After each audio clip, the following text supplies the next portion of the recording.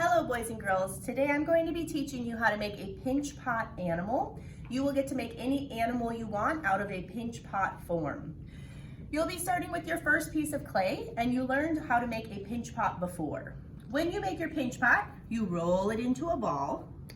Remember, you stick your thumb in, so your thumb has a hat, and now you pinch and turn. Pinch and turn. I'm doing this motion, squeezing my thumb into the side of my bowl. Pinch and turn until you have a nice big bowl. Now I can fit 2 thumbs inside. Pinch and turn, pinch and turn. I'm playing with it to make it a nice shape, keeping it smooth by rubbing anytime there are cracks, and making the walls pretty thin.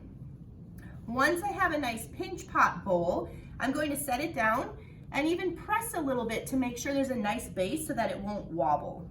Now you can see with my bear example, you need to think about what your animal has for legs, heads, eyes, and all those details.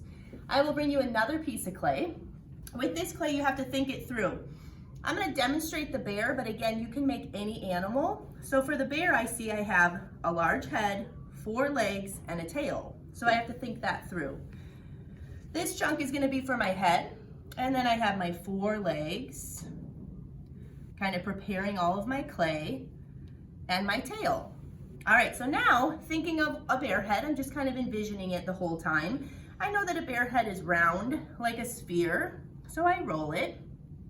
And to attach it, this is called slip and score. You use your slip. This is just clay mixed with water. The toothbrush helps scrape the surface.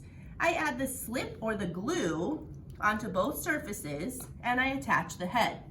Now, if you do just this, this is not enough. It will fall off. You have to use your fingers and smear the edges. It should look like it's completely attached the head onto the bowl. Now I think about that bear face and the details. I know that I want to have ears and other parts. So I'm going to my clay, pinching off little pieces and sculpting each part of my bear's face. Always use slip and score when you attach clay, and if I just set it, it will fall off later. You need to take your fingers and smear it in on the edges.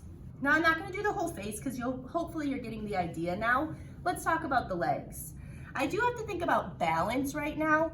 If I try to put a leg up here, there's a good chance it could break off or tip, so I want my legs to touch the table. Look at this bear. The legs are at the very bottom, touching the table. So I take my piece of clay that I've already prepared and I roll it out to make my shape. I slip and score and I stick it on.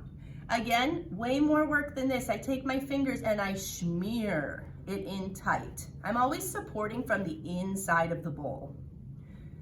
Then I continue this until I've done all of my legs and my tail.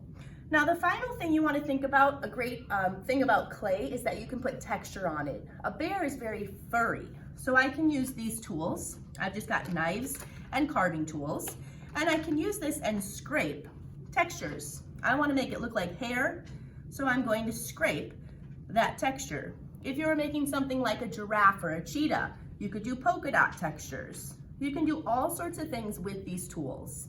You do only have this one class to make your animal, so make sure you're working hard, staying focused, and by the end of class, I should see a nice pinch pot bowl turned into an animal of your choice.